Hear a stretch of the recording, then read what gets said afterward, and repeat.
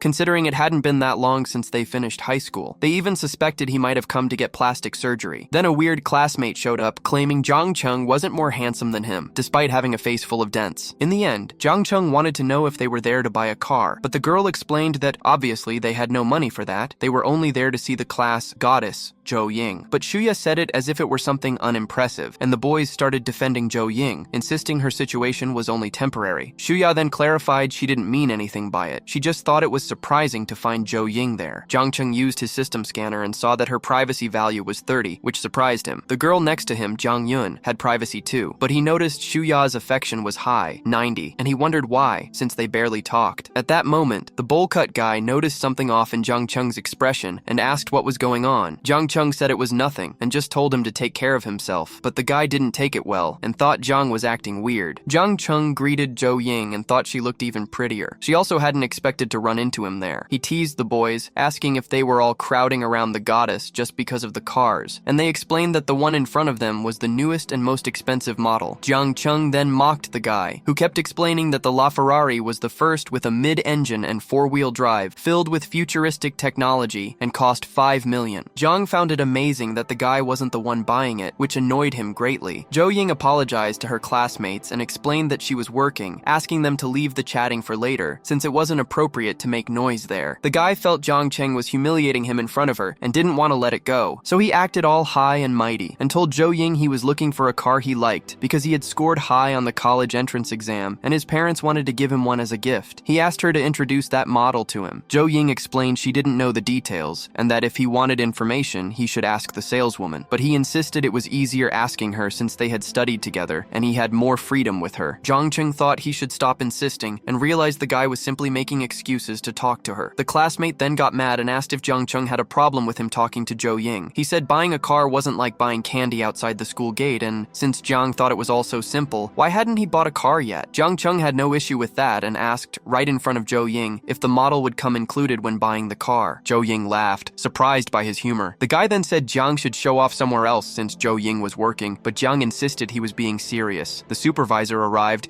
and scolded Zhou Ying for talking too much during work. She apologized immediately. Jiang Cheng then told the guy, Li Shudong, that he was getting in the way, and if he wanted information about the car, he should ask the supervisor, since he even got Zhou Ying scolded. Li Shudong didn't understand why Jiang was provoking him and thought Jiang had interrupted as well. Jiang Cheng thought the car was beautiful, but believed beautiful cars only matched beautiful women, and he wanted to know if the model really came included. The supervisor saw the expensive watch on his wrist and realized the young man had money, so he said yes, the model was included. Jiang Cheng pulled out his black card and said he would pay in full. Naturally, this shocked his classmates, who never imagined Jiang had so much money. Shuya realized Jiang Cheng could pay 8 million just like that. Shudong, jealous, told him to stop joking, saying he was disrupting Zhou Ying's work. But Jiang said Shudong was the one mixing things up. He wasn't interrupting anything since he was buying a car, and because of her. car. The supervisor revealed that if the car was sold, the commission would go to Zhou Ying. Zhou Ying's affection rose by 5 immediately, and the purchase was sealed. The classmate grew furious seeing that Jiang Cheng was truly hitting on her. Jiang asked to pay everything at once and wanted to know if the car would be ready that same day. The supervisor confirmed and asked him to follow him to the VIP room. Within minutes, the transaction was complete, and the supervisor told Zhou Ying to treat Jiang Cheng very well. In the end, the classmate was shocked by everything and wanted to understand why Jiang had been so quiet back in school, never showing he was a rich daddy's boy. Shuya, who had never been inside a LaFerrari, asked him to take her out for a ride later. Jiang Yun thought Shuya would be left out since the car only had 2 seats, but Shuya insisted that Zhou Ying was working and surely knew the LaFerrari models very well. Jiang Cheng realized he hadn't done anything, and yet Shuya's affection increased again. He really didn't understand women like her. He agreed with Jiang Yun that the car matched Zhou Ying. Then Shuya decided to stir things up. She said she heard Jiang Cheng had broken up with Zhao Jia and wanted to know if it was because of Zhou Ying. In the end, she just wanted to provoke Zhou Ying, and Zhou Ying herself was surprised to learn he really had broken up with Zhao Jia. But Jiang Cheng made it very clear that the breakup with Zhao Jia had nothing to do with anyone else, though he didn't hide that Zhou Ying was beautiful and that anyone would be interested in her. Then one of the guys noticed Jiang Cheng's watch and commented that it was insane. He literally had the price of an apartment on his wrist. So everyone began thinking Jiang had lied in school when he said he had no money to pay for anything. Jiang Cheng lied again, saying that after they graduated, he did well on the entrance exam and his parents gave him the gifts, and he couldn't refuse. Zhudong suggested they find a place to have dinner before traffic got worse, since it was getting late. That's when Shuya invited Jiang Cheng to have dinner with them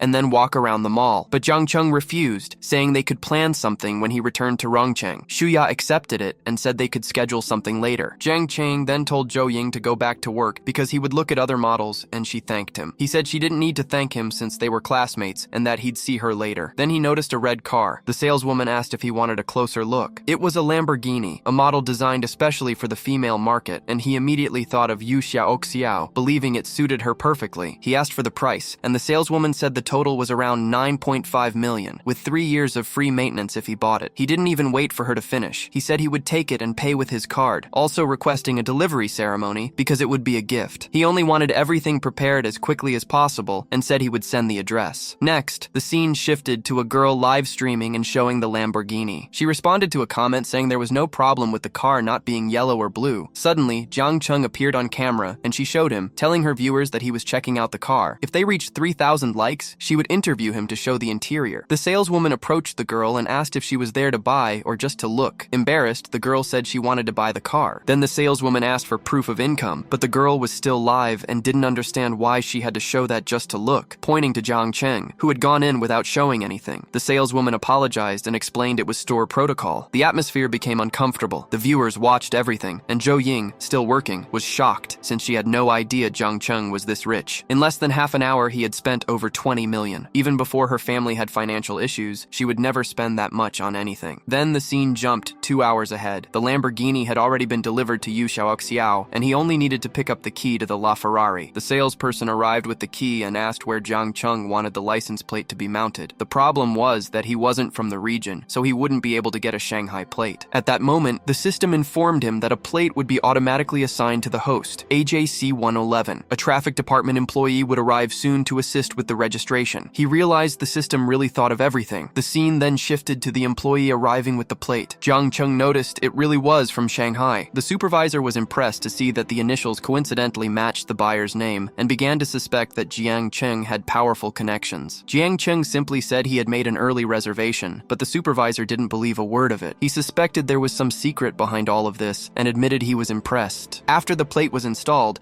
the supervisor became convinced that Jiang Cheng must be the grandson of some big shot or related to someone extremely influential. Only that would explain such privilege. The scene then jumped a few minutes ahead when Zhou Ying found Jiang Cheng. She thanked him for everything that day and mentioned she was about to get off work. Then she asked if he would accept a dinner paid by her. He agreed, but his phone rang and he answered quickly. It was the bowl cut guy, crying and saying he had just been dumped. He wanted Jiang Cheng to drink with him. Jiang didn't understand a thing and apologized to Zhou Ying, explaining that Zhou Jiyun had just been broken up with and had invited him to drink. He asked if they could reschedule dinner for the next day to make it up to her. Zhou Ying was confused, since she thought Zhou Jiyun liked Shuya, and even Jiang Cheng didn't know what had actually happened. They said their goodbyes, and the scene shifted to Jiang Cheng meeting Zhou Jiyun, who asked if he was really going to let him suffer alone. Jiang told him to stop being dramatic and sit sit down to drink. Jo Jiun poured his heart out, saying he felt like a complete idiot and useless. Jung Chung told him to calm down and just let everything out. Jo Jiun explained that Shuya always bossed him around, but the moment Lee Shudong went to the bathroom, she chased after him like a puppy. Jung Chung wanted him to get to the point, and eventually Jo Jiun revealed that he had followed the two and saw them hugging and kissing. Now he was shaking like a leaf. Jung Chung found it strange that Jo Jiun was heartbroken, since they had never actually been together. He seemed like a Wi-Fi cuckold. Jo Jiun cried while listening to Pablo du Arocha and begged his friend not to be so sarcastic. Jung Chung said he should forget Shuya and let her become Lee Shudong's problem, because whatever disease that guy might catch was unpredictable. Jo Jiun got confused and asked if Jung Chung knew something. Jung dropped the classic, "A little bird told me," that Shuya's personal life was a complete mess. He had even tried to warn him earlier at the car event. Now Jo Jiun regretted everything and kept drowning himself in alcohol. An hour later, he was almost passed out, and Jung Chung wasn't sure he would be able to return to the hotel on his own. The Wi-Fi cuckold insisted he was fine and could walk back, and claimed that drinking with Jung Chung might end in something else entirely. Jung Chung ordered a rideshare driver and waited leaning against a car when a girl named Chen Li, 25 years old, showed up. She asked him to step away from the vehicle, saying it belonged to her boyfriend and that he wouldn't be able to pay if he scratched it. Her privacy level was 65. He turned on the car lights, and she thought she was the drunk one, not him. She snarked that he looked just like her boyfriend, but he didn't take the bait and pointed out that she looked nothing like his girlfriend. She came closer, finding him amusing, complimenting his voice, and asking if he drove that car with one hand. He replied that she had clearly never been inside that car or heard stories from a liar, because a machine with that much horsepower couldn't be driven with one hand. She realized he actually knew what he was talking about and, amused, asked if he wanted to have some fun with her. However, he apologized and said he would let it slide this time when another girl approached, asking if he had requested a driver. She introduced herself as Chao Yinyan, the driver he had booked. She mentioned he looked familiar and explained that she was streaming live. Jiang Cheng told her he really was handsome and that filming him would be expensive. She apologized immediately. Jiang Cheng asked if she streamed and also worked as a driver. Chao Yinyan explained that she only drove when she had the time. Her main focus was being a streamer. She wanted to film his car and he didn't mind. She told her viewers that she was about to drive a LaFerrari, calling it the beauty that had been the highlight of the car event she had streamed earlier. At that moment, Chen Li told Jiang Cheng she could be his driver as well, for free. But he believed free things often caused headaches, so he politely declined. Jiang Cheng asked Chao Yinyan if she actually knew how to drive a supercar, and she reassured him that she had tested several models back when she was a car blogger. Her privacy level was 0, and her favorability was 50. She asked if she could keep streaming while driving, and since that didn't bother him, he allowed it. He asked if she did this often, but she explained that she didn't. She had filmed the car event out of boredom and to try earning a little extra. She then started driving while chatting with viewers. On the screen, he noticed her stage name was Qiao Mei. On his phone, Jiang Cheng noticed she had decent popularity, but no one donated anything, and her top donor had only sent 300 yuan, which he thought was pitiful. He estimated her daily income at about 60 yuan, and commented that he understood now why she worked side gigs. With 10,000 viewers and almost no earnings, he suggested that focusing on driving might bring her better income. Chao Yinyan said that happened because she wasn't good at anything and didn't know how to flatter viewers. But she was curious about something. She wanted to know why the Lamborghini manager had treated Jiang Cheng so courteously, even without any credit check. Jiang Cheng figured it was because they had seen him buying a LaFerrari. She was shocked to learn he had bought 2 cars on the same day. The chat exploded, calling Jiang Cheng rich. The scene then shifted to the Cloud Paradise Hotel, where she handed him the car key. Jiang Cheng praised her driving and said he would call her again, and she thanked him. Curious, she asked what kind of live streams he usually watched, and he answered bluntly that he liked streams by pretty girls. She admitted she knew she was pretty and asked if he wanted to support a poor little thing like her by becoming her top donor, but he apologized and said he was part of the stingy team, so she at least asked him to invite her in for a glass of water. Jiang Cheng realized she wanted to enter the hotel to stream, cause drama, and ride his hype. He asked what kind of water she wanted. She hesitated, thinking he meant something else. He explained that the hotel's water wasn't anything special anyway, but that if fate allowed, he might treat her to milk tea someday. Viewers began asking if he wasn't going to spend anything on her, calling him cheap. Chao Yinyan grew embarrassed that he didn't even ask for her contact, so she said goodbye quickly and left. Jiang Cheng then received a message from Wang Zheng, saying he wanted to try the 5-star hotel's food and asking if Jiang Cheng could arrange it. Jiang Cheng studied in that magical city and needed to take part in those social events. He soon saw Wang Yusan, who welcomed him back. He said he would be receiving some friends and asked the chef to prepare the most expensive dishes: 2 Chinese bahabas, white alba truffle, and the mirage sundae for dessert, leaving the rest up to her. She explained that the bahaba they had was medium-sized and cost around 1 million each. He simply asked her to take care of everything. The scene jumps ahead half an hour. Everyone is stunned by the dishes. The level was absurd. They noticed that just those 2 fish alone were worth a car. It was a true feast. Wang Yusan explained that the Chinese bahaba is one of the most expensive seafood items in the world, rare, and its price varies by size. She also showed the Italian white truffles, equally expensive, and revealed that the dinner prepared by Jiang Cheng exceeded 3 million yuan. One of the women was shocked. That amount could buy a mansion in her city. Jiang Cheng told everyone to relax and enjoy the meal. They thanked him. Seeing that it was still early, Wang Zheng thanked him for the dinner and asked if Jiang Cheng wanted to grab a drink at the Bund, but he said he had already drunk with a colleague earlier and preferred to leave it for another day. Wang Zheng then said goodbye, saying that the next night he would book a VIP booth at Tax for them to enjoy. After that, Wang Yuxian informed him that the hotel had given a special discount, closing it at 298 million. The system congratulated Jiang Cheng for using the gourmet card with 10x cashback, transferring 149 million to his account. A simple dinner had earned him over 100 million, worth every cent. He paid quickly, and the butler told him to call her if he needed anything. The scene shifted to him lying on the bed. Qiao Yinyan was still live, recommending songs to her viewers. Jiang Cheng noticed how beautiful she actually was as he rested comfortably on the bed. The system detected that he had no money left on the platform and injected 3 million. He loved how the system always found a way to give him money. With that, his free account instantly jumped to level 65. He didn't even know it was possible to have such a high-level account. With a strange idea, he created the username Divine Needle That Calms the Sea. Qiao Yinyan had never seen a level 65 account in her stream. She welcomed Divine Needle and explained she had a battle mission, so she would stay right there. Her opponent was Huang Ling, known as Little Sister Biluo. Her appearance score was 69, and Jiang Cheng felt it was unfair for her to compete with Qiao Yinyan, who had an appearance score of 90. Huang Ling wanted Qiao Yinyan to let her win the first round, but she refused. She had never won a battle since she started streaming, and it had become routine for others to challenge her knowing the victory was guaranteed. However, the guild informed her that she needed to win at least 2 rounds, or she would lose her monthly attendance bonus. Without it, she wouldn't even be able to pay her rent. So she asked Huang Ling to tell her top donor to go easy on her later. Huang Ling notified Dazhu, her #1 donor, and seemed very confident. At that moment, the system gave Jiang Cheng a new mission: secure a victory for Qiao Yinyan in the tournament and receive refunds for all gifts sent up to 50 times. Naturally, that caught his attention. It was impossible to ignore such a mission, and he could never have imagined having any kind of connection with Qiao Yinyan. He was about to become her top donor, and that could change everything. Qiao Yinyan soon asked him for help, explaining that she didn't have much support. Some viewers began saying she was looking down on people without money, while others were just there to watch her lose. She became upset reading certain comments, and it was hard not to feel discouraged. Jiang Cheng decided to have some fun and sent her 5 chickens. She thanked him, but thought he was stingy, since they were only worth 1 yuan. Meanwhile, Huang Ling was performing for her own viewers. Using the name Divine Needle That Calms the Sea, Jiang Cheng commented that he had heard Qiao Yinyan's talent was driving, and asked if, were he to carry her during the guild war, she would agree to be his driver. She agreed immediately, and even said she would do it for free. He closed the deal and told her he wanted to see her in action the next day. Then he sent her 2 of the most expensive rockets, catching her completely off guard. Qiao Yinyan thanked him emotionally, saying she would do anything he asked. Her score skyrocketed, and Huang Ling began to fall behind. She didn't like that at all, since the first round was almost over. Out of nowhere, a tycoon appeared on Qiao Yinyan's side, and she told her viewers that a big shot had just shown up in her stream. She even invited Divine Needle to console her later, saying his attack on her was strong. Qiao Yinyan then made Divine Needle a moderator on her team, preventing him from escaping to another stream. The streamer began singing, but the viewers didn't like it and asked her to dance instead. Jiang Cheng found her clumsiness amusing. Desperate, Huang Ling asked her top donor for help. The battle officially started, and Dazhu sent her 3 gifts, which she thanked with blown kisses. Jiang Cheng realized he needed to send more. Huang Ling became worried because Divine Needle was catching up, and Dazhu sent 5 more gifts to keep her in the lead. She immediately began flattering him. The viewers were stunned by so many rockets in such a small stream, which Jiang Cheng found funny. To him, it was nothing, and he wanted to see how Qiao Yinyan would react. Suddenly, Qiao Yinyan thought the stream had frozen, and then she received 20 rockets. Huang Ling asked if Dazhu was still there, but there was no response. Qiao Yinyan saw that Divine Needle had sent everything, and realized she had won the round by an overwhelming margin. Huang Ling complained that her opponent was too lucky while trying to flatter Divine Needle, asking him to visit her stream later. Chow Yinyan's stream passed 10,000 viewers, and she thanked him excitedly. It was the first time she had ever received 20 super rockets and had so many people watching. She said she would do anything for him. Jiang Cheng, on the other hand, hadn't even recognized her because of the exaggerated beauty filter, which, in his opinion, only made things worse, but he said nothing. He simply asked her to turn off the beautifying filter. She was afraid of scaring viewers and her donor, but decided to do it for him. To her surprise, she received a flood of compliments instead of criticism. She then asked Divine Needle to help her win another round. If she succeeded, she would be able to continue streaming the next month. Her next opponent was Xiao Tian, who immediately tried to draw Jiang Cheng's attention, inviting him to visit her stream in the future. She summoned her top donor, Yi Jihua, who sent 5 airplanes. Jiang Cheng found it insufficient and sent 5 rockets just to see their reactions. Chow Yinyan thanked him profusely, while Xiao Tian desperately called for Yi Jihua, but he no longer responded. Thus, Chow Yinyan advanced easily to the finals, where she would face Dai Xiaomei, one of the 3 giants of the platform. Chow Yinyan was surprised she had gotten that far, and preferred to start the battle right away, warning that she didn't know how to dance or sing. Dai Xiaomei started with a dance to please her donors, and of course, catch Divine Needle's attention. She already knew a mysterious donor had spent 800,000 to help Chow Yinyan, and liked people like that. After the dance, Jiang Cheng commented that he liked it, and even considered visiting her stream, making Chow Yinyan worry about being abandoned. He then compared the two and said he liked Chow Yinyan's communication style more, shocking both of them. Chow Yinyan realized she couldn't get distracted and asked him to help her in that last round, promising she would sign up for dance classes to learn whatever he wanted. 3 donors appeared on Dai Xiaomei's side, each sending a rocket. Chow Yinyan panicked. At that moment, a donor named Ba Tian entered her stream and sent 2 rockets to mock her, saying it was to cover the medicine she would need afterward. The provocation hit her deeply. She thanked him sarcastically and said that without those 2 rockets to buy medicine, she wouldn't be able to continue streaming. Jiang Cheng realized she was provoking him, as if the rockets he had sent so far meant nothing. The system granted him 3 million coins,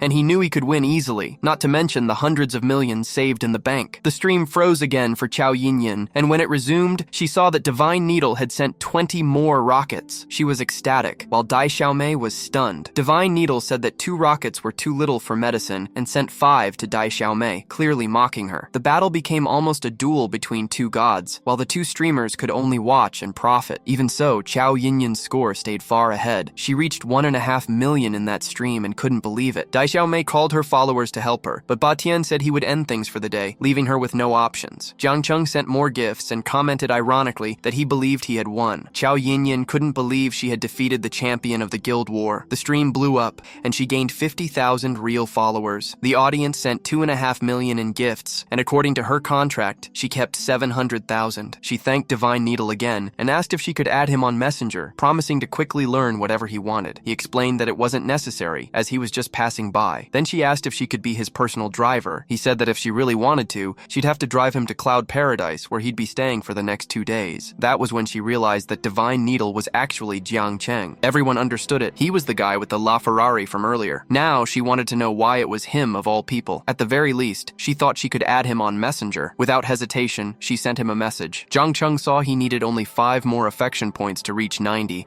and at that point there was no refusing. The system appeared, congratulating him for helping the girl win the guild war. The premium system gave him an explosive 1,000 times bonus, and his balance rose to 2.03 billion, leaving him completely astonished. He had simply flaunted money online and enjoyed the thrill of burning cash, and now he got 2 billion back. Earning money had never been so easy for him. The scene shifts to the next day. Chow Yinyan immediately messaged him, asking if he wanted her to be his driver that day. She had woken up early. In the end, she hadn't even slept after discovering he was Divine Needle. She just wanted to know when he would reply. Jiang Cheng explained that he was going to tax with Wang Zheng and really did need a driver. She was happy he replied and took a quick nap to have energy for the night, but just thinking about seeing him again already made her unable to sleep. Then the scene shifts to 8 p.m. He was surprised she had already arrived, since he told her to come only after having a drink, but she was willing to do anything after the huge help he gave her the previous night. She explained that Tax was the most famous nightclub in the city, where celebrities and influencers often appeared. He asked her to take him there so he could see what it was like. Jiang Cheng quickly became the talk of the moment. Women stared at the luxury car and the watch he was wearing. Some were ready to approach. A girl named Hailey asked for his messenger contact, and 2 others showed up trying to get with him. Suddenly, they were surrounded by girls. One of them, dressed like a bunny, bumped into him on purpose. He couldn't believe he hadn't even gone inside the club yet and already had women throwing themselves at him. Some said they should let him through, and he needed to get to the VIP lounge for the fun to begin. Xiao Yinyin was in shock, seeing so many girls so close to Jiang Cheng. Soon, a commotion started among the women, all fighting for his attention. Xiao Yinyin felt a strange tightness in her chest, a discomfort she couldn't handle anymore. She then asked everyone to make space, took the magnate's hand, and said he already had an owner. The girls didn't understand why she hadn't said that earlier. They gave up and went to look for another target. Jiang Cheng asked if he really had an owner, and she blushed, explaining that she saw he couldn't reject them and wanted to help, asking him not to misunderstand. He thanked her, but made it clear she didn't need to do that, since he thought those girls were quite nice. She was obviously irritated. At that moment, Wang Zheng showed up. He didn't expect Jiang Cheng to be the guy surrounded at the door, and finally understood who the big shot was. He asked if Jiang Cheng was scared, but Jiang Cheng said that to him it was great. Everyone was super enthusiastic. Wang Zheng didn't have that experience his first time there. Nowadays, no girl paid him attention. Curious, he asked who the girl with him was. Jiang Cheng explained she was the driver he had hired and that she would drive them back home. Wang Zheng thought that was great, since they could enjoy the night. They walked through the club. The girls there wore very little clothing and didn't feel cold. Some started calling Jiang Cheng by his name and quickly surrounded him. He waved, thinking the place was amazing. Wang Zheng called the manager, Li, and asked her to bring 2 Cabernet Sauvignon to liven things up. Xiao Yinyin told the magnate she had never seen a Cabernet Sauvignon up close. Jiang Cheng thanked Wang Zheng for the treat, and Wang Zheng didn't care about the 200,000 spent. That was nothing compared to the Bahaba dinner Jiang Cheng bought him the day before, which cost 3 million. He told the girls that, and they were shocked. Soon the drinks arrived. They filled their glasses, and a girl named Xiao Qing said she was very happy to be there with them and wanted to make a toast. Her privacy was at 5, affection at 70, and appearance at 85. Jiang Cheng thought she could easily reach 90 with makeup. He was surprised by that girl. Pure quality. They toasted, and Xiao Yinyin watched, once again feeling that tightness in her chest. Jiang Cheng was her top donator, never asked for anything, spent a fortune the previous night, and now was giving attention to another girl. She wanted to know what he truly wanted. Then she called his attention, saying she also wanted to make a toast, since he was her top donator. Jiang Cheng asked what she was drinking and offered her a can to boost her energy, but Xiao Yinyin reminded him she needed to drive later and didn't need an energy drink. To him, it didn't seem like she could handle it, and she asked if he didn't want to check more closely. Jiang Cheng thought Xiao Qing was stunning, but the road of the night was Xiao Yinyin, and he decided to set Xiao Qing aside for now. Xiao Qing said she would go dance a bit and then return for another toast. Jiang Cheng thought he should take a good look at Xiao Yinyin when they went home. He touched her leg. She remembered the chat saying girls should play hard to get, so she pushed him away and asked what he was implying, wanting to know if he thought she was that easy. Jiang Cheng thought he spent a fortune on her, and she came with that attitude. In the end, he didn't understand why she even came. He thought she saw him as a fool. He got up quickly, leaving her speechless. Jiang Cheng saw Xiao Qing dancing, and she asked for his opinion, but other girls, much more jiggly, also caught his attention. He said he thought everything was lively, and that his little brother approved. The Chanel hairstyle girl wanted to meet the little brother. Jiang Cheng asked if she wanted to be introduced later, and of course she did, but Xiao Qing didn't want to lose ground and also wanted to meet the little brother. The two competed intensely for his attention. Xiao Qing was homey, while the short-haired girl lived with intensity and sharpness. In the end, Jiang Cheng had no idea how long he could keep resisting. In the end, he revealed he liked living the same way they did, a little bit of everything. They could watch a movie and then go out. Soon the guys wanted to make a toast to Jiang Cheng's sense of humor. However, Xiao Yinyin ended up truly sidelined, and although she tried to get his attention, the two girls kept stealing the spotlight. She wanted to understand what his problem was, since she had only said she wasn't easy, and now he was completely ignoring her. Finally, she realized she had made the wrong choice. She had come prepared and knew he expected something from her, but she had never been in a situation like that and didn't know what to say or do. Now she was completely frustrated. Jiang Cheng knew that with 90 affection points, he could already have something with Xiao Yinyin. For the next 2 hours, he drank and talked with the other two girls, completely ignoring Xiao Yinyin. When it was time to leave, he said goodbye to everyone, including the guys. He called a driver and made a gentlemanly gesture by opening the door for the girls, but they didn't like the situation. Even so, he said goodbye and asked the driver to take them home and that he could keep the change. They couldn't believe Jiang Cheng put them in the car and didn't go with them. After that, he got into the car with Xiao Yinyin behind the wheel. The scene shifts to half an hour later. Jiang Cheng didn't understand why the driver had entered the room with him. She explained that it was already very late and it wasn't safe to take a taxi at that hour,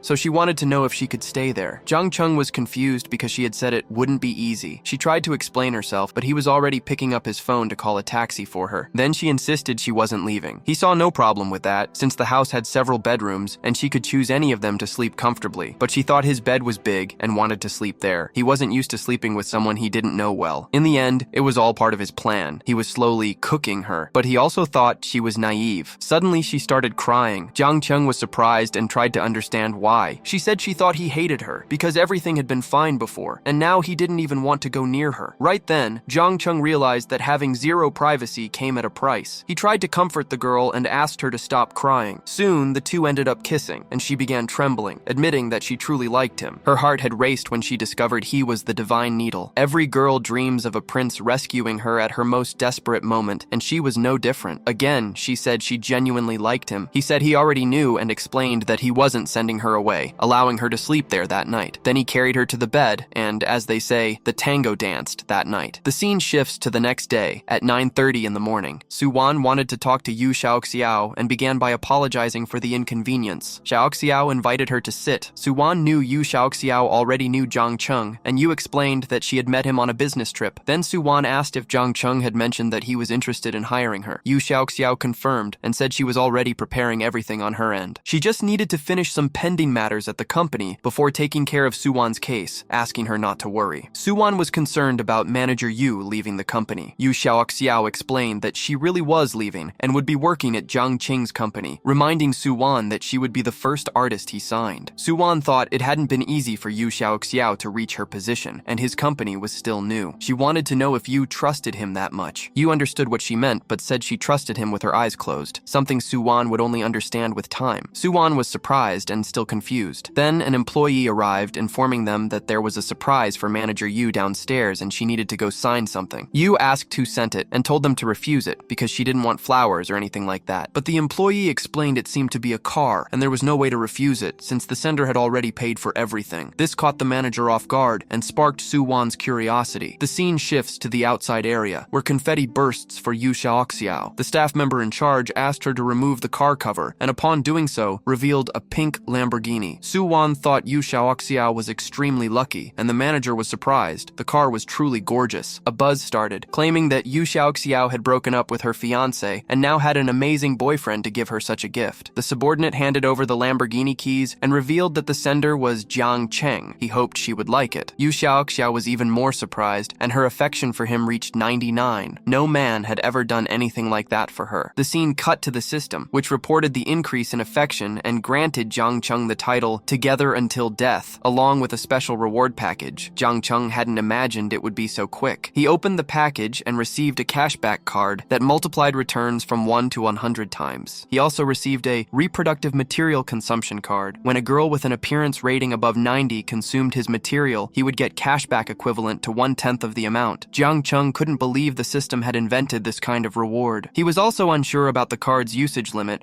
and thought the mechanic was a bit absurd since the result depended on the partner's satisfaction. If he didn't take good care of her, it could backfire. He thought it best to use it carefully. After that, he received a stable investment company. The minimum investment was 10 million yuan, and after investing, the system would assign a gold-level investor and an elite executive director to ensure constant profitability. He was surprised. He believed this company would raise his wealth to a new level. Since the annual return was a guaranteed 10%, he decided to invest heavily. He chose to inject 500 million and open the company. The system required a location, capital, and name. He chose Shanghai, capital of 500 million, and the name Stellar Investments. The scene shifts to Qiao Yinyin waking up, worried she might have woken him, but Jiang Cheng said she didn't. Since her appearance rating was above 90, he considered testing the card on her, but changed his mind. He shouldn't rush. An hour later, Qiao Yinyin asked him to stop sending donations during live streams. He didn't understand, and asked if she wanted him to watch Dai Xiaomei instead. She explained that wasn't it. The platform kept 70% of the donations, so he ended up wasting money. He asked if she preferred he send the money directly to her, and she even spit out the juice she was drinking. She said that wasn't it either, and that he had donated 2.5 million just for watching a stream, which was embarrassing. The housekeeper, overhearing the conversation, thought Jiang Cheng was truly extravagant for spending so much just watching streams. Jiang Cheng told her not to think too much about it, as he considered that amount pocket change. Qiao Yinyin then asked if he thought it was a good idea for her to continue streaming, because she didn't want him to feel bothered by her being a streamer. If it bothered him, she was willing to stop. He clarified that she could continue her streams and that he trusted her, so she decided she would switch niches, starting to do food and curiosity streams to see if it worked out. Jiang Cheng thought she should do whatever she wanted, and that he wouldn't get involved in her business, but warned that if any streamer tried to step on her, he wanted to know so he could deal with it. At that moment, he remembered that his room reservation was about to expire and asked the housekeeper, who informed him that it was paid until the next morning. Still, he thought it was troublesome to renew all the time and considered considered booking for 2 months right away. Wang Yuxian didn't understand, as she believed he would return to his hometown after visiting the nearby universities. If he wasn't staying long, extending by 2 months seemed excessive. Xiao Yinyan agreed with the housekeeper and said she could make the reservation for him whenever he wanted. Zhang Cheng disagreed with both, but Yuxian explained she didn't want her client wasting money. To Xiao Yinyan, the strange part was actually the housekeeper being so concerned about him. Only then did Zhang Cheng realize why. Yuxian was being extremely attentive. He opened the system panel and saw that her affection was at 80, privacy still at 0, and appearance at 90. He was surprised by such high affection. Wang Yuxian, on the other hand, found his look strange and thought she might have been too direct, accidentally revealing her feelings. She believed Zhang Cheng had 2 girlfriends, but the more time she spent with him, the more she liked him. She started wanting to please him, to do more and more for him, even taking over the cleaning lady's duties. She even considered accepting some request from him during the massage. Zhang Cheng, who previously had no intention regarding her, was starting to find it all interesting, but with Xiao Yinyan there, he couldn't say much. In the end, he asked the housekeeper to make the reservation, explaining that his schedule was uncertain, that he didn't know when he would leave or return, and that he just wanted to avoid complications. Wang Yuxian understood and promised to take care of everything immediately. Afterward, a co-worker asked why Yuxian looked so strange and if the guest was difficult to deal with. Yuxian replied that he was actually very easy. Even so, the co-worker was worried. She had no customers and would likely be in last place in the monthly ranking. She was extremely jealous of Yuxian for having gotten a client who had booked an entire week. The whole department was talking about it. The co-worker even said that since the reservation would expire the next day, Yuxian could finally rest. Little did she know he was renewing for 2 more months. When Yuxian revealed this, the co-worker was completely shocked. That meant her commission would be around 240,000. Yuxian wanted to offer a discount to the guest, but the co-worker told her she shouldn't. Jealous, she even tried to take over the client, saying Yuxian should rest, and asked if the guest was handsome. Yuxian blushed, and the co-worker understood everything. The co-worker said Yuxian could keep the commission, but let her attend the guest. Yuxian laughed, saying she should stop dreaming. A rich man like that could have any woman serving him. Still, she worried about what Zhang Cheng thought of her. Since she needed to handle the renewal, she said goodbye to her co-worker named Cheng Cheng and went to speak with the general manager. He was shocked to learn that a guest wanted to extend for 2 more months and said he would call the executive president, as a client of that level should be thanked personally. The scene shifts to 10 minutes later. Zhang Cheng sees that he should be charged 4.8 million,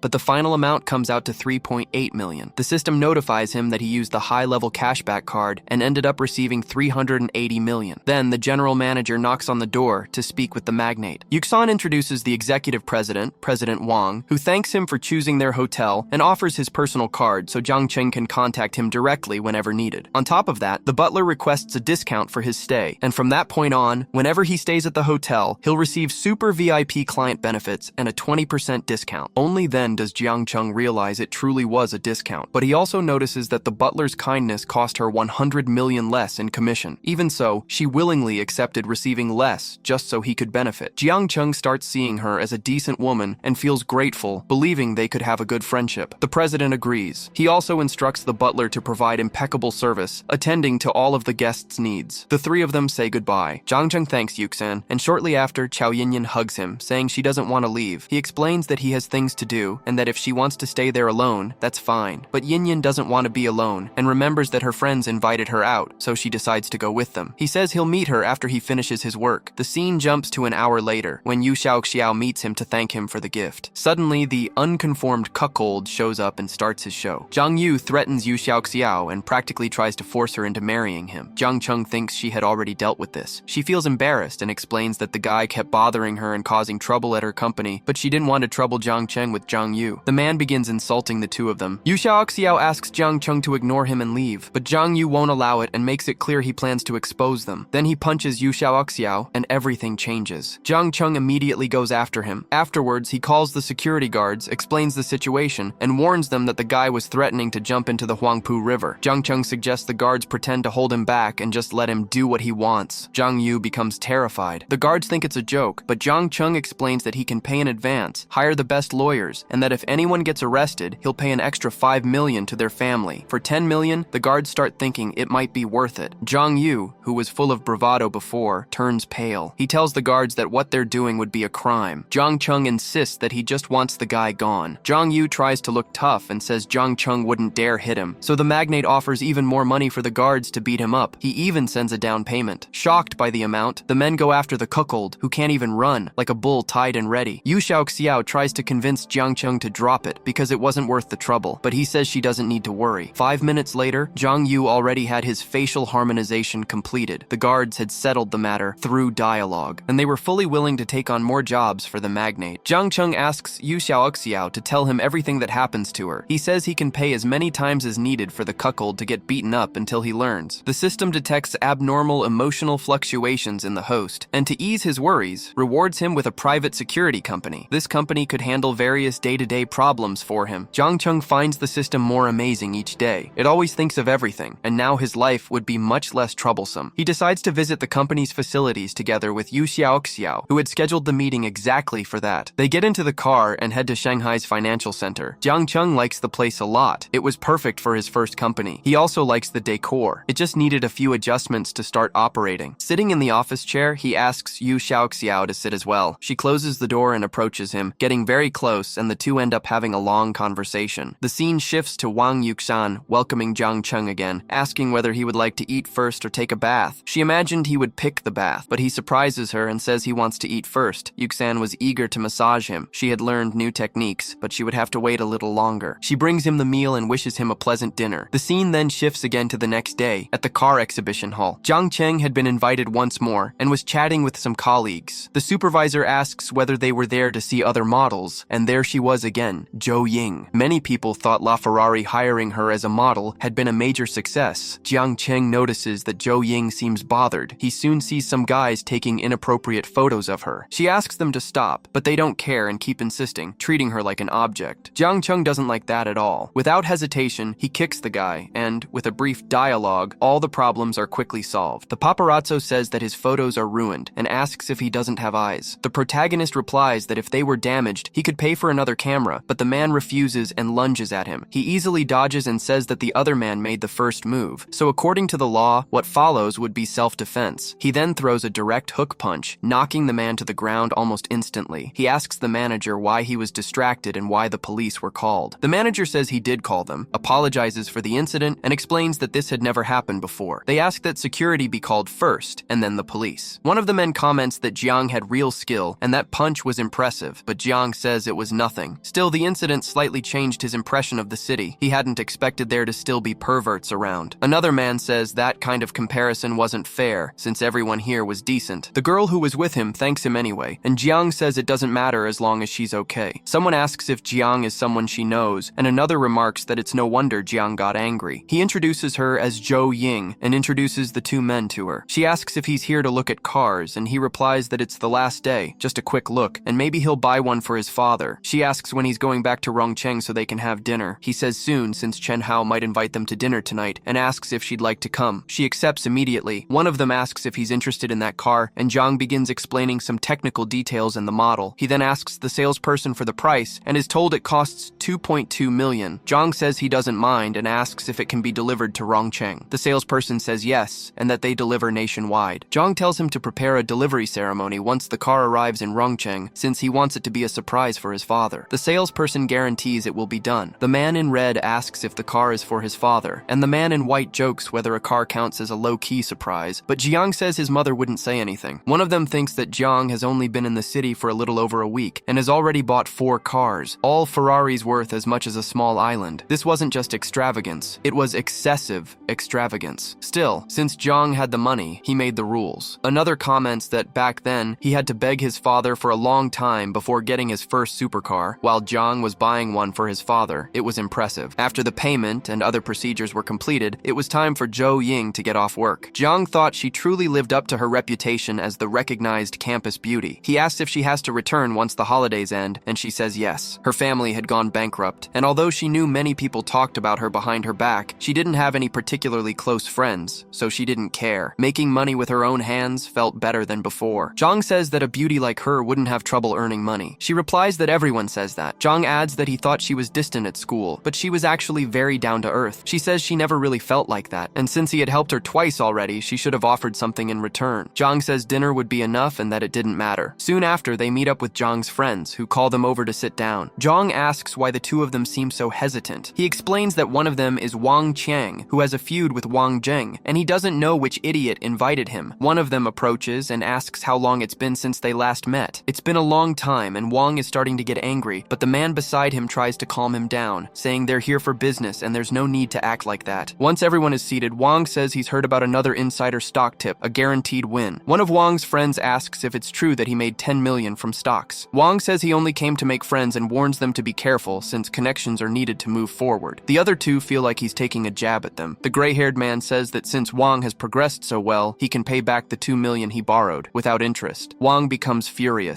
Chen snaps back, saying Wang is the one who owes money and still called him brother before. Zhang tells him to calm down. They're here to have fun. Wang asks where this country bumpkin came from, slamming the table and spilling juice on the girl, which angers Jiang as well. One of them asks what Wang means by this, and Chen asks if he came here just to act like a lunatic. One of Wang's friends says that Zhang's and Chen's attitudes have changed and that they're defending Jiang, and he urges Wang not to cause trouble. Wang gets angry again and calls Jiang a country bumpkin from Rongcheng, saying he won't let him get away with it. Jiang steps forward, saying Wang stained his colleague's clothes and must apologize. He asks if Wang is deaf and tells him to apologize. Wang says the bumpkin is getting full of himself and refuses to apologize, asking what Jiang is going to do about it. Jiang immediately slaps and punches Wang several times, furious at being called a bumpkin every time Wang opens his mouth. Jiang even mocks him, saying that with a brain like his, he should see a neurologist, and Jiang would even pay for it. Wang lifts a chair to strike Jiang, but is instantly kicked in the face. Jiang says today's incident is entirely Wang's fault and tells him to leave. Wang swears he'll deal with them another day and won't let this go. Jiang asks who Wang is, and Jiang explains that his family is in the food industry, owns 2 publicly listed companies, and has gained significant market share in recent years. Jiang says he'd like to see just how capable Wang's family really is. The girl says she caused him trouble, but Jiang says it's nothing and thinks it's better to take her home. He tells the 2 men they're leaving, and they apologize again for everything that happened with Wang. Outside, Jiang asks if she knows how to drive the car. She says yes, she's driven supercars like this before. Jiang says she really is the famous young heiress of Rongcheng. She tells him not to worry and says she'll drive him to his destination. She mentions it's been a while since she last drove a supercar, and that it's a shame they're in the city, otherwise she'd drive faster. Jiang didn't know she liked cars, but she says not really. Her family was just strict. Jiang says he'll take her with him next time. She thanks Jiang after dropping him off, saying he's helped her many times. He asks why she's bringing it up now. She says it's late and he should go rest, then runs into her house, leaving Jiang wondering if she's shy. In any case, he still has business to handle. He decides to test the security team to see if they're useful, since he'll be operating in the city now and wants to establish his authority. Jiang points out that the Wang family's food safety and supply chain have been exposed. He calls Wang to ask if he's seen the investigation. Reports of rotten cabbages and pickled bamboo shoots contaminated with saliva have been aired on TV, along with issues involving spoiled and expired raw materials for flour products. Suppliers are already pulling the products from shelves. Jiang and Chen recall what Jiang said earlier about seeing how capable Wang's family really was. Chen didn't expect Jiang's influence to be this great. The Wang family might not go bankrupt, but they would suffer massive losses. Meanwhile, at Wang's house, his father tells him to lie low, saying he hasn't had time to deal with the situation yet before hanging up on him. The bald man wonders who is targeting him. Wang asks what's going on, and his father notices his face, asking what happened and whether he caused more trouble. Wang says he was beaten up by an arrogant country bumpkin from out of town. His father immediately slaps him as well, asking if he thinks he's some kind of gangster who can just beat people up. Then he realizes this might be connected to their current crisis and asks who Wang provoked yesterday, telling him to explain everything. The father reflects that he worked hard for 30 years to build what he has, only to lose it overnight, and he must find out who did this. Not long after, Wang explained everything to his father and wondered how it had all happened so quickly. His father called him useless trash and ordered him to fix it immediately, no matter what it took, even if he had to beg. Otherwise, he would file for divorce and leave with her. Wang refused, saying he would never do something so humiliating. If his father wanted a divorce, then go ahead. He would not apologize. His wife asked if the old man had gone crazy and whether they couldn't just spend some money to resolve such a small matter. The old man said that was the stupidest thing he had ever heard. He added that if he had divorced her yesterday, she could have received 500 million, but if he did it today, she would get at most 100 million. If this matter wasn't resolved, he would go through with it. Wang asked if it really could be that person, since they weren't even that close. His mother said it might indeed be him, and asked why he didn't go talk to him. She urged Wang to beg for forgiveness. If his father really divorced her, Wang would be ruined, and the little money left wouldn't even be enough for the 2 of them. Meanwhile, at Jiang's residence, they reported that they had successfully disrupted the other company's daily operations. Once the plan was fully completed, the Wang family's assets would drop from 500 million to 400 million. The manager asked whether the food was to his liking, offering to arrange something else if it wasn't. Jiang said it was perfect as it was. She thought she had noticed the other girl he brought back and felt she needed to work harder and move faster if she wanted to win his favor. She was about to bring him some hangover soup but noticed he had already fallen asleep, so she helped him to bed, since sleeping like that would be uncomfortable. Soon after, the scene shifts. Wang was trying to book a room, and the woman at the counter asked him to wait a moment. He thought staying at home was unbearably boring, and there was no way he would apologize to that country bumpkin. The woman apologized and said his card wasn't working. Wang said it might be broken and asked her to try another one. She said it failed again and asked if he had another card. Wang thought about how he had bought a sports car the day before yesterday and now didn't have a single cent on him. He could only use his credit card and his father's supplementary card, and now even those weren't working. He realized his father must be messing with him. He asked the girl to pay for the room first and said he would pay her back later, but she told him to take his hands off her. She said she was just wasting her time with trash like him and walked away, leaving Wang furious. The hotel clerk asked if he still wanted to check in. He said the girl had already left and asked if she wanted to do it with him instead, but she clearly wasn't interested. Wang then called his father, demanding to know why his cards had been frozen and telling him to fix it. His father, furious, told him to clean up the mess he had made or he would be finished. If he couldn't fix it today, he wouldn't get a single cent. Wang realized his father was serious and knew he had to contact Zheng and Chen. He called them and they asked what he wanted. Wang said he wanted to meet that country bumpkin, no, Jiang Cheng, and asked if they could help him. One of them said they weren't that close and that it was a bit much for him to ask. Wang admitted he was wrong before and said he finally understood his mistake, asking them to help him. Chen commented that it was surprising Wang was actually apologizing. Wang said that for the sake of their friendship, he asked him to be mature and help him. Chen said he could try to speak on his behalf but couldn't guarantee anything. Zheng asked if Chen was really going to help him. Chen replied that since they were Zhang's friends, they should at least smooth things over first. Zheng found it amusing, but Chen said that even if Zhang let him off, Wang's family was still on the brink of collapse, and competitors were already lining up to replace them. Things would only get harder. Chen called Jiang and explained that Wang wanted to see him. They agreed on a place to meet. Jiang also invited Zhou Ying to go to tax with him, and she accepted. When they arrived, everyone greeted Jiang warmly. Zhou Ying thought that they had only been together for 2 days, yet people were already mistaking her for Jiang's girlfriend, but she probably wouldn't see them again anyway. The man in the gray suit asked what the plan was for the night, and Chen said they would wait to see what Jiang had to say. Jiang ordered 3 imported drinks along with some snacks and fruit, plus canned drinks. The man asked if he needed girls as well and said he could arrange it. Jiang immediately told him to shut up, saying Jiang had brought his girlfriend and asking if he was trying to cause trouble. The man quickly apologized, saying he had spoken out of turn and would take care of it immediately. Soon, several girls dressed in bunny outfits appeared. This was all because Jiang had spent 3 million on drinks, and the treatment was a show of gratitude. The girl beside him said that if she weren't his driver, she'd really like to drink too. Jiang replied that girls shouldn't drink too much when they go out and said he would have them bring more bottles for him to drink later. She noticed that Jiang hadn't used this as an excuse to pressure her into drinking. He really was different from the others, and her fondness for him increased even more. She noticed the man from yesterday and asked what he was doing here. Jiang told her not to worry and said she'd find out soon. At that moment, Wang bowed deeply, saying he was wrong about what happened last night. He claimed it was all just drunken nonsense and said Jiang could vent his anger on him if he wanted. He only begged him to spare his family. Jiang said the person he should be apologizing to wasn't him. Wang didn't seem to understand at first, but Jiang told him to think a little harder. Wang immediately remembered and quickly apologized to the girl. She said it was nothing and that he didn't need to worry. She realized Jiang had brought her here just to make Wang apologize. He was truly considerate. Wang apologized again and asked her not to hold a grudge against him. Jiang mocked him, saying that he was just a country bumpkin. How could he possibly hold a grudge against him? He asked whether Wang hadn't been acting arrogantly that day, smashing bottles around. Wang said that as long as it made Jiang feel better, he could smash bottles on him instead. Jiang replied that he couldn't do that since he was civilized. He suggested that Wang smash the bottle on his own head instead and asked what he thought about putting on a show for everyone. Wang couldn't believe Jiang had come up with such a humiliating method. Still, he thought that if this would get his cards back, he had no choice. Wang said Jiang was right and announced that he would now present his talent for everyone to enjoy. He then began smashing bottle after bottle over his own head, 4 in total, before collapsing to the ground. Everyone laughed and watched the spectacle unfold. Jiang applauded, saying it was an excellent performance. Everyone agreed. It was quite a show. They knew Wang was ruthless toward others, but they hadn't known he could be so ruthless toward himself. Lying on the floor with his head against the ground, Wang thought the matter should finally be resolved. The man in the suit asked whether they should call an ambulance, but Jiang said to make sure he didn't die and to clean up the trash he left behind. The girl asked if she should give a statement if the police came, but Jiang said he hadn't assaulted him, and Wang probably wouldn't dare cause trouble. Jiang then raised his glass, thanked everyone for coming, and said he would like to propose a toast. One of the venue's attendants thought that if she had known it would turn out like this, she would never have come. Making someone smash a bottle over their own head was terrifying. Another man thought that Wang was exactly the kind of person who bullied the weak and feared the strong, and it seemed that Jiang's power was truly unfathomable. The girl said they would meet again next time. She wasn't used to being around unfamiliar people, though she knew Jiang had only wanted that man to apologize. Jiang said that if they went out again in the future, he wouldn't let something like that happen again. She replied that she didn't really mind, and told him to get some rest. Jiang then said the attacks on the Wang family could stop. He asked what Zhang Yu had been doing recently. He was told that Zhang Yu had been gathering evidence everywhere to sue him and was also harassing Yu Xia. Jiang thought he needed to make sure Zhang Yu followed the rules, so he ordered them to set a trap that very night and find a way to get him out of the country by tomorrow. The manager welcomed Jiang back, and Jiang hugged her, asking why she was being so formal. She told him not to act like that, but he replied that she hadn't said that last night. A few minutes later at the bar, a man wearing glasses ordered a drink. The man beside him thought that the True Colors bar could practically be called a gay bar, since 9 out of 10 people there were looking for other men, and he couldn't tell whether this guy was the same. The man next to him was listening to a voice message from his wife breaking up with him. The bartender served the drink, and the man beside him asked if he wanted another one, saying he knew he was feeling down, but there were plenty of fish in the sea. The man with glasses asked how someone like him could ever find true love. The other man told him to trust him, introduced himself as Zhang Yu, and asked for his name. He said his name was Li Minhang. Zhang Yu offered him a drink and said that if he wanted someone to talk to, he could help. Minhang asked if he really wanted to hear his story. Zhang Yu said yes. As long as he was willing to tell it, he would listen carefully. An hour and a half passed before Minhang thanked him for the company, saying he was glad to have met him, but that he had a flight at 10 the next morning. Zhang Yu asked where he was going, and Minhang said Thailand. He had agreed to go earlier with someone else, but since that person had backed out, he would treat this as a farewell. He said goodbye, adding that they would meet again if fate allowed. Zhang Yu wondered what kind of act this was. He had been so absorbed that he forgot to add Minhang on WeChat. Thinking he couldn't miss this chance, he checked flights to Thailand for the next day. There was only one at 10 a.m., and fortunately tickets were still available. The rest would just be a chance encounter on the plane. He thought they would do many things tomorrow. The next afternoon, at the airport in Thailand, Jiang was already there. A man came to receive him, introducing himself as Wang Sheng. Jiang asked where Zhang Yu was, and Wang Sheng explained that he was at the hotel and would take him there immediately. Zhang's security team was present to welcome him, including Minhang. Zhang ordered them to wake Zhang Yu up right away, and Minhang promptly dumped a bucket of water over his face. Zhang Yu woke up and asked if they liked playing games like this. He said he liked it too and was getting excited. They could even add more tricks. At that moment, Jiang appeared and said that since Zhang Yu knew how to play so well, he wanted to know why he kept harassing Yu Xiaoxiao all day long. Zhang Yu couldn't believe Jiang was really there and asked what he planned to do. Jiang immediately kicked the chair out from under him, knocking him to the ground. He said that he had warned him last time. If he saw him again, he would make him shut up forever. Zhang Yu asked what exactly he was going to do, warning that killing someone was a serious crime and telling him to calm down. Zhang replied that there was no need to joke about it. After all, accidental deaths in Thailand from drug overdoses were more common than anything else, not to mention drowning, car accidents, or fatal falls. Zhang Yu asked if this was because of the girl and said he would leave her alone. Wherever Zhang was in the future, he would stay far away and never bother either of them again. He swore it and begged Zhang to spare his life. Zhang ordered them to confiscate Zhang Yu's money, phone, passport, ID, everything. As long as he could leave Thailand with nothing to wear, it meant heaven still cared about him, and Zhang wouldn't go against that. He then told Zhang Yu to get lost, leaving him stripped of everything. As Zhang walked away, he thought that he hadn't even had time to collect the system rewards this time. Since he was already in Thailand, he might as well do it now. He told Wang Sheng that they were heading to Hengcheng Corporation. Changing scenes, one of the bodyguards said that he had finally met Jiang. His name was Mario, and Jiang said it was a pleasure as well, but Mario said there was no need for formalities and that they would talk at the company. Mario presented the share transfer contract and asked him to take a look, but Jiang said there was no need and that he trusted him completely. The system displayed Mario's status. His friendship value was 110, a friendship of life and death. Shang thought that Mario was a shareholder and a sworn friend, so he could sign the document for the 20% without worry. Mario said that from now on they were family, and that he would take him to experience the local culture, but Zhang said he had other commitments and would do it another time. The bodyguard said that was fine, and told him to call any time if he needed anything. In the car, Zhang said it was his first time in Thailand, and that he wanted to take a look around. Mario said that if he wanted, he could go to the local night market, since there were shops and snacks. When they arrived, there were already many people gathered, shouting and fighting. Zhang signaled for Mario to save the child, and he immediately did so, punching the man. Jiang went to the little girl and asked her name and where her parents were. She said her name was Anne, and that she had come with her mother just now. She only wanted to try some raw marinated food, but her mother wouldn't let her, so she ran off. Jiang thought she was just a brat. He asked if she remembered her mother's phone number, and and she said yes. Not long after, a woman arrived and thanked Jiang. Her name was Anshin. The two of them began to argue about not running off again and so on. The little girl started to cry, and her mother comforted her, saying she wouldn't hit her, and Shin introduced herself to the two of them. But Jiang said that although it had been a close call, he asked her to keep a closer eye on the child, since she wouldn't be that lucky every time. She said he was right and that she would be more careful next time. The girl walked up to him and said not to blame her mother, since it was her fault. Jiang said he knew, and asked her not to run off like before. Jiang asked if he should take Anne back to where they were staying, but Anshin said she had already called the security guards to come pick them up. She added that she wanted to thank him with dinner, but Jiang declined, saying he would be heading back tomorrow, and mentioned that he was from wrong city. She said it was a coincidence, since she was also from there, and that when they went back, they could go together. She asked if she could add him on WeChat, and he agreed. The woman then said they would see each other in wrong, and that she was leaving. Her bodyguard asked if she wanted him to investigate Jiang, but she said no, thinking that he was probably not an ordinary person, and that it shouldn't be done carelessly. A little later, at his parents' house, they asked what random things he had bought this time. He showed them a watch, saying he bought it for himself. His father said he was a show-off brat. He gave a handbag to his mother, and she commented that he knew how to choose gifts